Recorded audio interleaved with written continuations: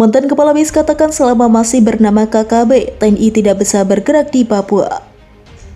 Harus diakui, Tentara Nasional Indonesia atau TNI tidak bisa sembarangan mengambil tindakan dalam menangani kelompok separatis atau yang sering disebut kelompok kriminal bersenjata.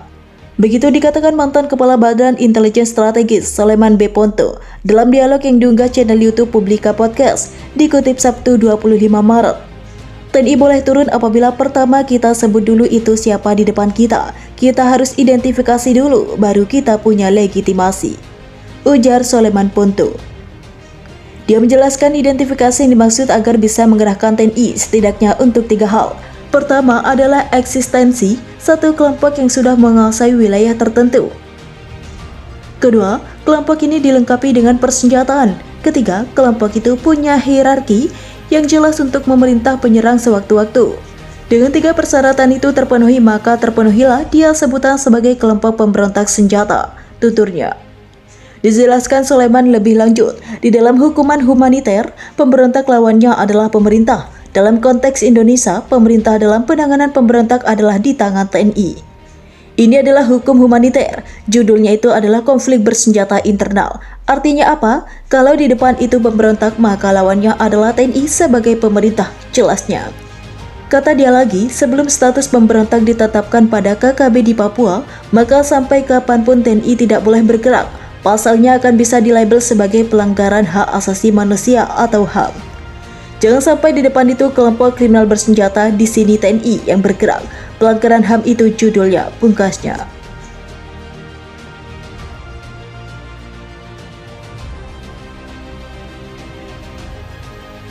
KKB tebar hoaks ngaku-ngaku tembak mati 2 TNI, fakta sebenarnya begini.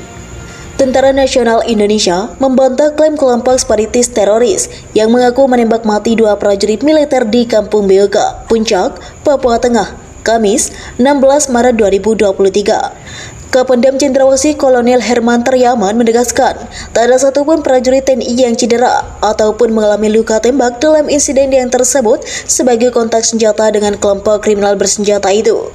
Sudah tidak terhitung KST menebar berita-berita hoaks atau bohong. Tidak ada TNI yang tertembak pada tanggal tersebut di distrik Beoga, kata Kolonel Herman dalam siaran pers yang diterima Republika di Jakarta, Jumat 17 Maret 2023.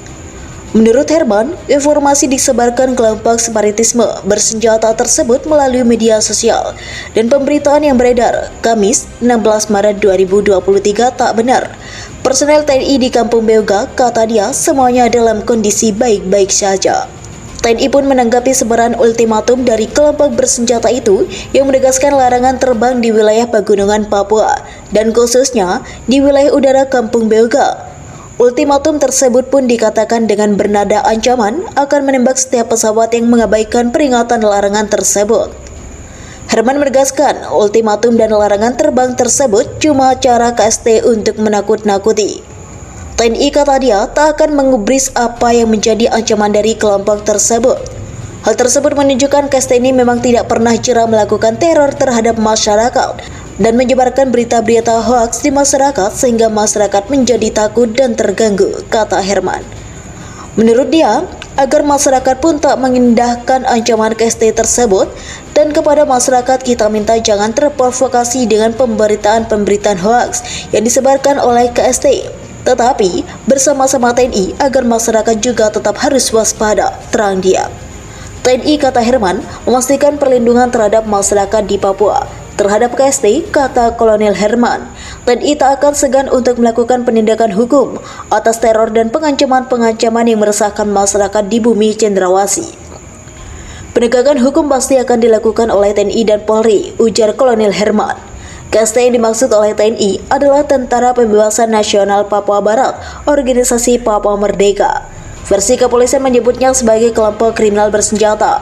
Padahal separatis bersenjata itu adalah sayap militer kelompok kemerdekaan Papua. Pada Kamis, 16 Maret 2023, kelompok bersenjata itu mengklaim menembak mati 2 personel TNI Polri di Puncak Intan Jaya, Papua Tengah. 2 personel keamanan itu disebut tewas dalam kontak senjata yang terjadi di Kampung Beoga, Kamis, 16 Maret 2023 waktu setempat. Juru bicara TPNPB OPM Sebi Sambo mengatakan kontak senjata dengan pasukan Indonesia itu terjadi selama 7 jam. TPNPB OPM Kodam 8 Intan Jaya di bawah pimpinan Lewis Kogoya berhasil menembak mati 2 anggota TNI Polri, kata Sebi dalam siaran pers yang disampaikan wartawan di Jakarta pada Kamis 16 Maret 2023.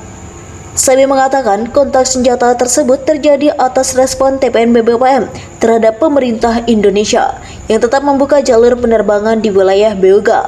Jika pemerintah Indonesia pusat dan daerah mengabaikan pernyataan kami TPNPB OPM dan masih mau menerbangkan pesawat ke Beoga, maka pasukan TPNPB akan tembak, kata Sebi. TPNPB OPM juga mengultimatum pemerintah Indonesia juga menghentikan aktivitas penerbangan yang terjadi di wilayah pegunungan Papua. Kelompok itu menegaskan akan menembak pesawat-pesawat terbang yang nekat mengabaikan peringatan larangan terbang tersebut.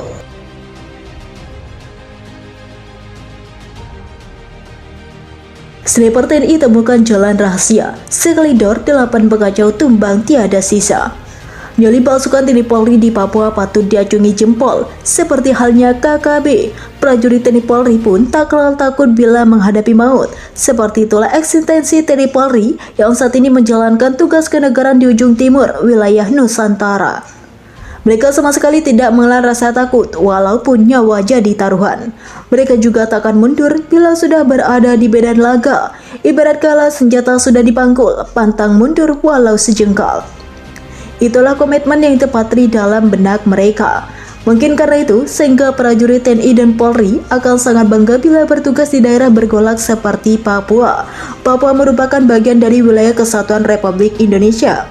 Tapi daerah itu penuh dengan pergolakan. Pergolakan tersebut dilakukan oleh sekelompok orang bersenjata dengan tujuan tertentu.